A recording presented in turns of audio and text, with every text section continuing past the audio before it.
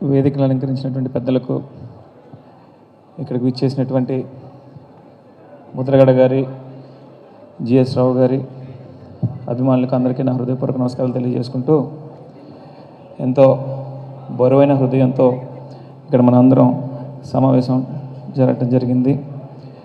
ఒక గొప్ప మహనీయుడు, సమాజం కోసం తన జీవితాన్నే పెట్టుబడిగా పెట్టి పోరాడినటువంటి యోధుడు, కాపు ఆత్మగౌరవం కోసం ప్రభుత్వాలతోనే గొడవపడినటువంటి గొప్ప నాయకుడు, రాజకీయ దురంధుడు, కీర్తిశేషులు శ్రీ ముద్రగడ పద్మనాభం గారు. ఆయన ఇంటికి వెళ్తే గనక ఆయన చేతులతోనే మనందరికీ భోజనం వడ్డించేవాడు. చిన్నవాళ్ళను కూడా ఎంతో ప్రేమగా, అభిమానంగా అండి అని చెప్పి సంబోధించేటటువంటి వ్యక్తి ఆయన.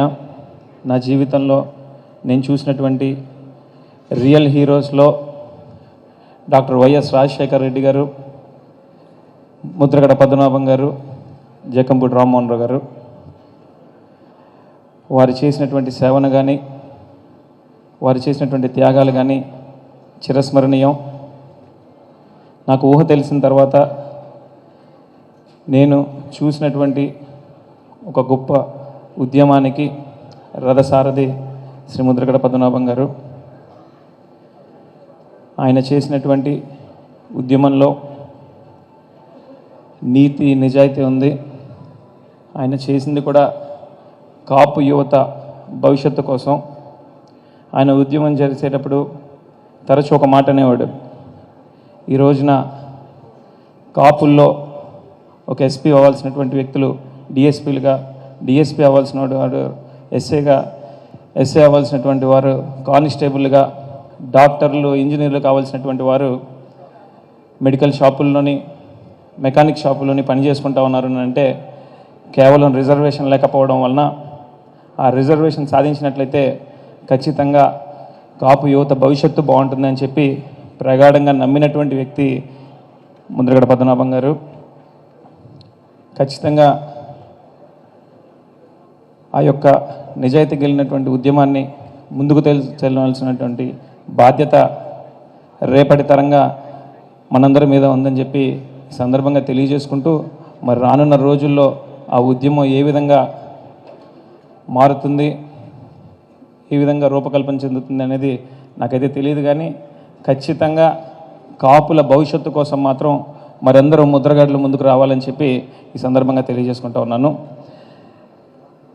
ఆయన ఇక లేరు, ఇక రారు అని శోకసంద్రంలో మునిగినటువంటి అభిమానులందరికీ కూడా ప్రగాఢంగా సానుభూతి తెలియజేసుకుంటూ, ఈ రోజున ఆఖరి రోజులు ఆయన గుర్తు చేసుకుంటే అవమానాలతో, అసహనంతో, ఎన్నో విమర్శలతో కొనసాగింది.